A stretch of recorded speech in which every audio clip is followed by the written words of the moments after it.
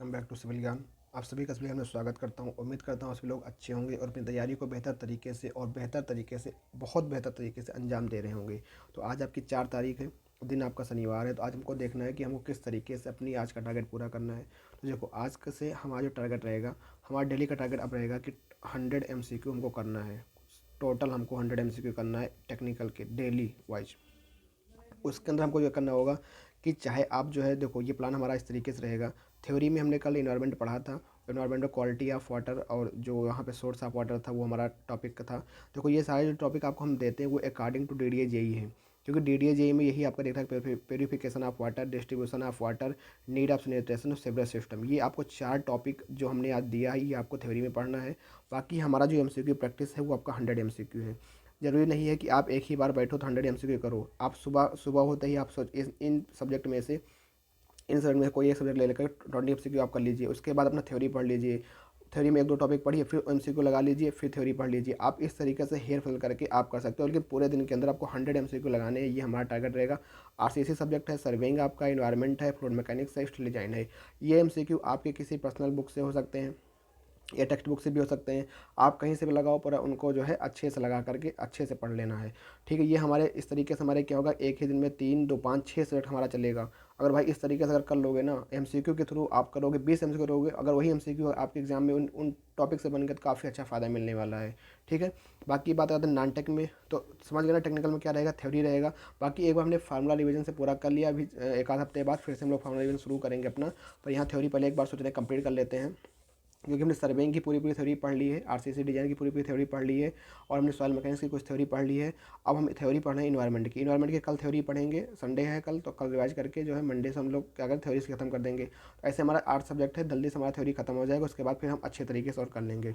ठीक है भाई, इस तरीके हमारा कुछ प्लान रहने वाला है। बाकी अगर नाटक की बात करें, मैथ में हमारा चल रहा है कंपाउंड इंटरेस्ट, और आपका भी चल रहा होगा कंपाउंड इंटरेस्ट। बाकी अगर जो हमसे पढ़ रहे हैं यूट्यूब पे, तो उन्होंने परसेंटेज आज खत्म हमने कर दिया है। परसेंटेज की हमने 2 प्रैक्टिस सीट दे दी, आप उससे प्रैक्टिस कर लीजिए। बाकी और क्वेश्चन आपको हम संडे कर देंगे। टेलीग्राम में बने रहिएगा।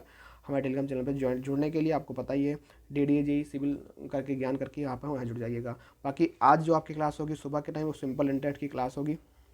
सिंपल इंटरेस्ट हम लोग पढ़ेंगे।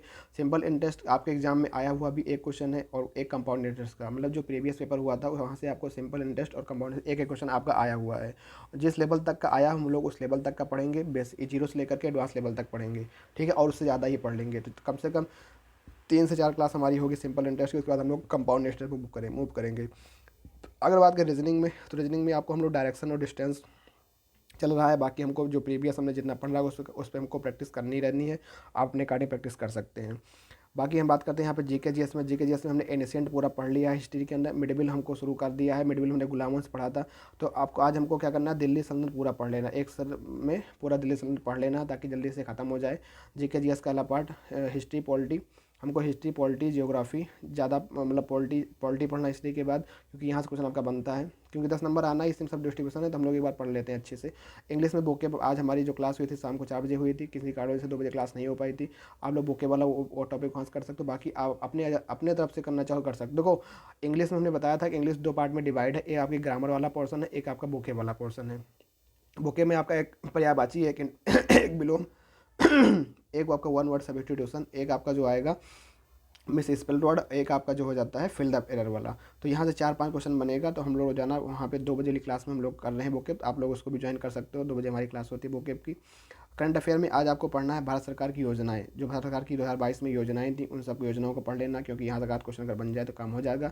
हम लोग क्या कर रहे हैं कि आगे का अपना देख रहे हैं, अगर 2022-23 में लोग क्या करने वाले हैं, सबसे जगह प्री देंगे, तो वहाँ पर भी हमारे एक सब काम आएगा। तो ये हमारा कुछ आज का इस तरीके से टारगेट है। बाकी अगर आप में इसमें कुछ आपको लगता है कि इसमें कुछ मॉडिफाई करने का, आप लोग अपना सलाह भी दे सकते हैं कि भाई इस तरीके नहीं, थोड़ा इस तरीके से करिए। तो हम उस सलाह को भी मान लें, कोई दिक्कत वाली बात नहीं है। बाकी जो मुझे लगता है कि हाँ इस तरीके से होना चाहिए, तो मैंने उस तरीके से कर दिया है। ठीक है, तो आज का प्लान ये रहने वाला। आप लोग पूरे प्लान को करिएगा। बेस्ट आप सभी को। बाकी अगर कोई समस्या कोई दिक्कत हो तो आप लोग कमेंट करके मैसेज कर सकते हैं। तो आज के लिए बस इतना ही, मिलते हैं फिर कल। ठीक है, थैंक यू, जय हिंद, जय भारत।